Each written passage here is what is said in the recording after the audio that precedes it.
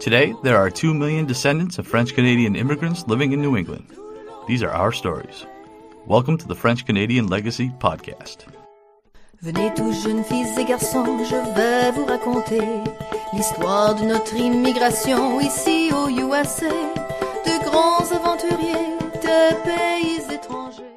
Welcome to the French-Canadian Legacy Podcast. I am Jesse Martineau, and this is the preview episode with Juliana L'Heureux, a freelance writer from the state of Maine. And she also has a really super interesting blog called the Franco-American News and Culture blog. She's put together at least one article every week for the last 30 years dealing with the Franco-American culture, heritage, identity.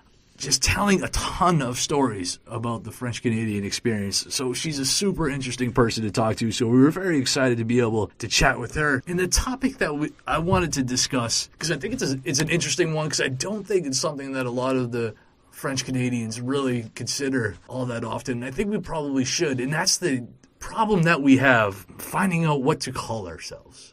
We don't even agree amongst ourselves what we should use. What I mean is sometimes some groups will refer to ourselves as the Franco-Americans. Others prefer French-Canadian. Others just say, hey, we're French. Others would say, maybe we're just Canadian. Like, there's a number of different words that we use, and I think because of that, that might have some consequences. So I wanted to reach out to somebody to have this kind of discussion, and just as we were really getting this podcast going, Juliana actually wrote a super interesting article about this exact topic. So I reached out to her and we talked about all of this. And it was really cool to be able to get her perspective on, what do we call ourselves, Franco-Americans, French-Canadians.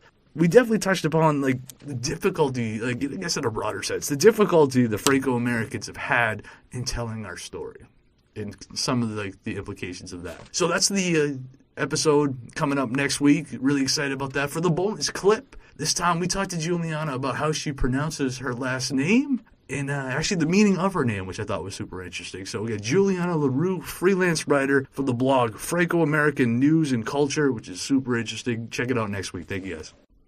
Okay, great. Now, I want to make sure I pronounce this right. Spoiler right away, I'm not a native French speaker at all. Right. So even though I have an EAU last name, sometimes I'm butchering French names myself.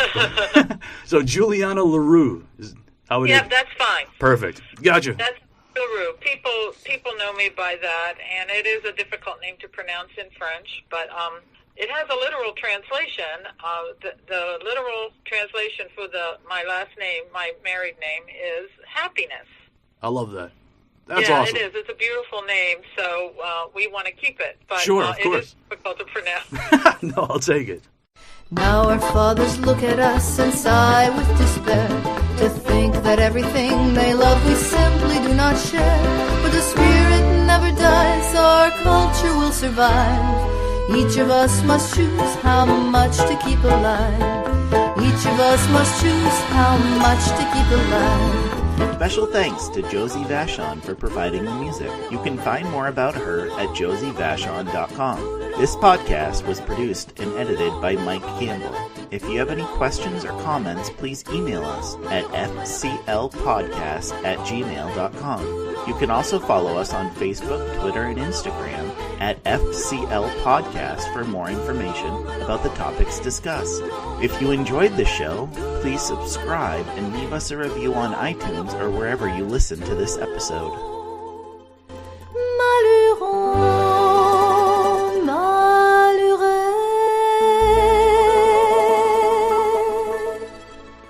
This program is recorded at the Concord TV Podcasting Studio. The views and opinions expressed during this podcast are not necessarily those of Concord TV. The producer is solely responsible for its content.